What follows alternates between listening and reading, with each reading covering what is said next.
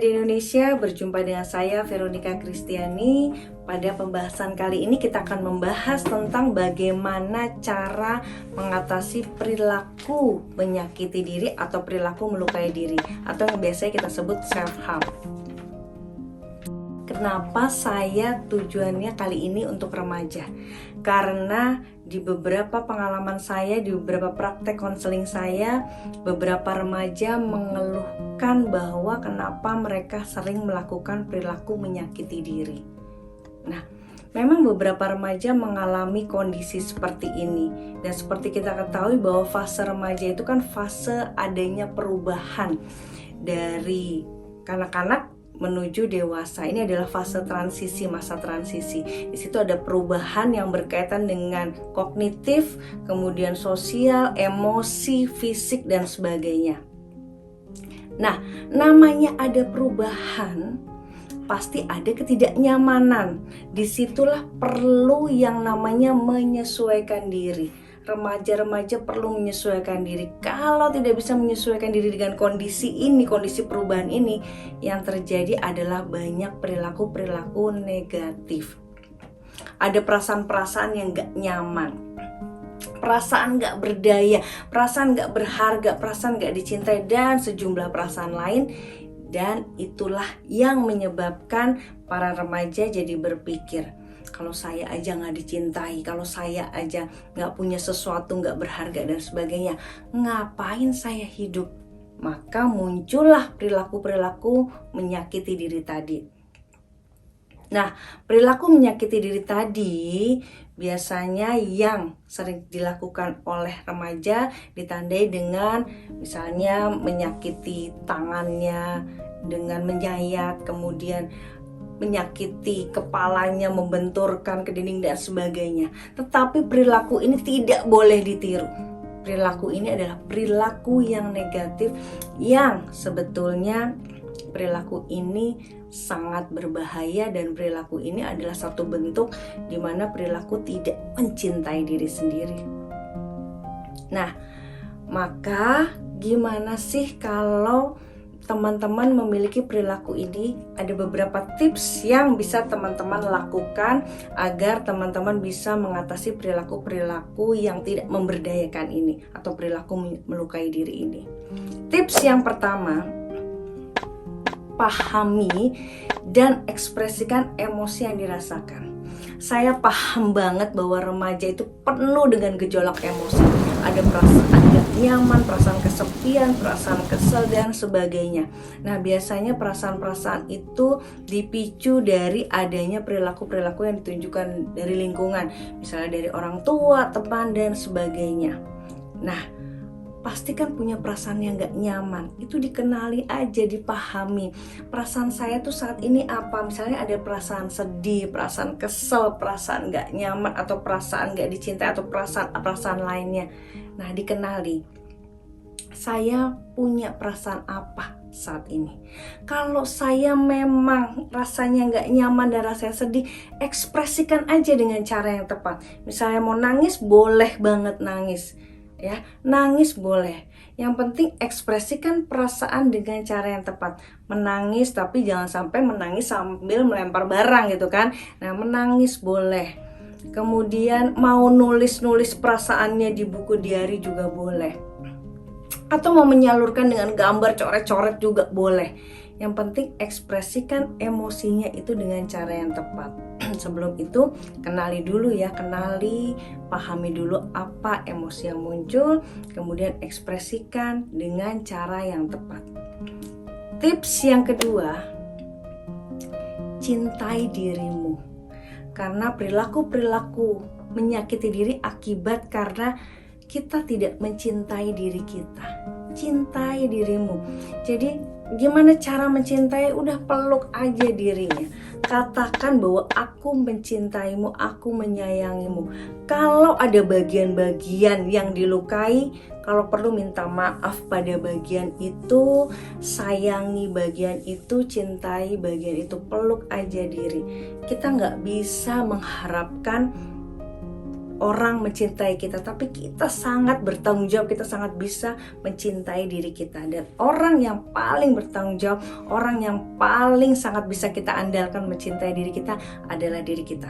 Makanya kalau kita memang sangat gak nyaman, sangat ingin melukai diri, sudah cintai diri saja. Katakan berulang-ulang, saya mencintaimu, saya menyayangimu.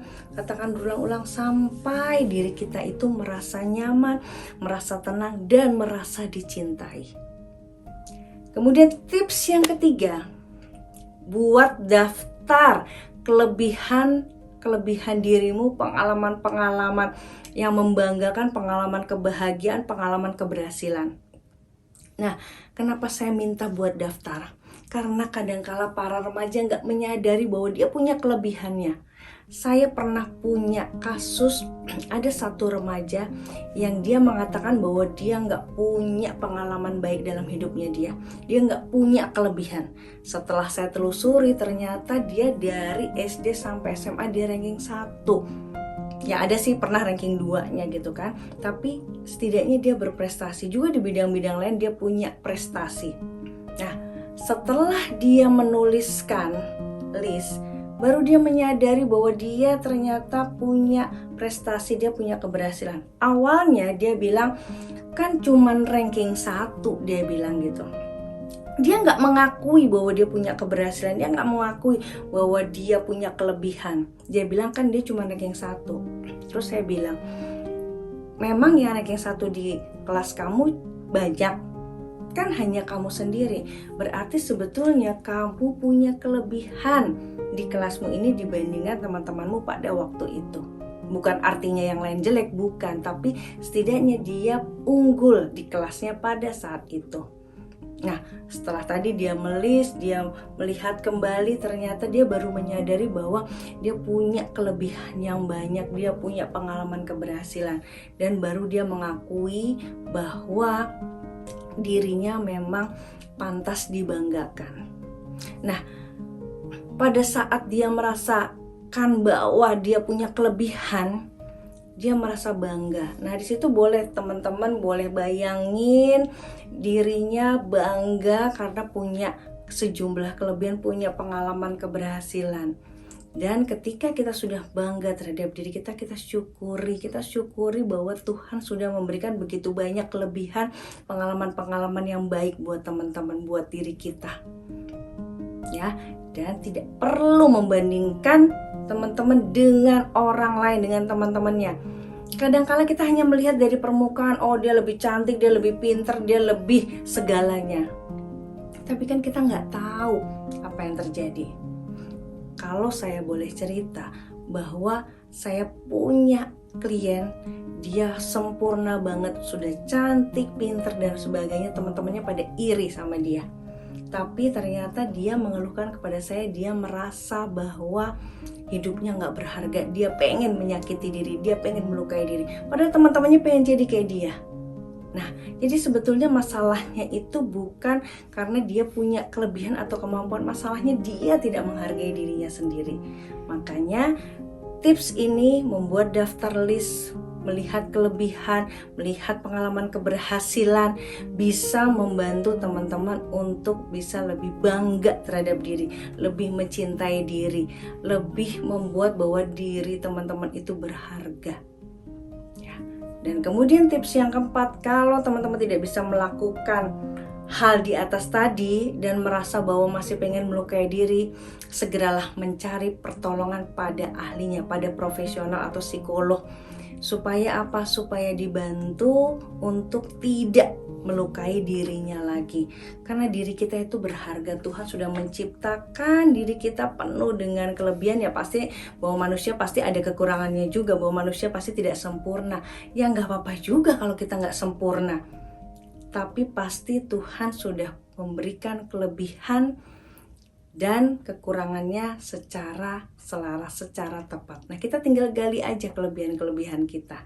Nah, kalau nggak bisa melakukan itu, berarti perlu pertolongan dari profesional. Jadi teman-teman tidak perlu takut ke psikolog atau profesional, karena ke psikolog itu bukan orang yang punya gangguan jiwa, bukan. Tapi orang-orang yang mungkin punya masalah sehari-hari yang sederhana saja boleh datang ke psikolog.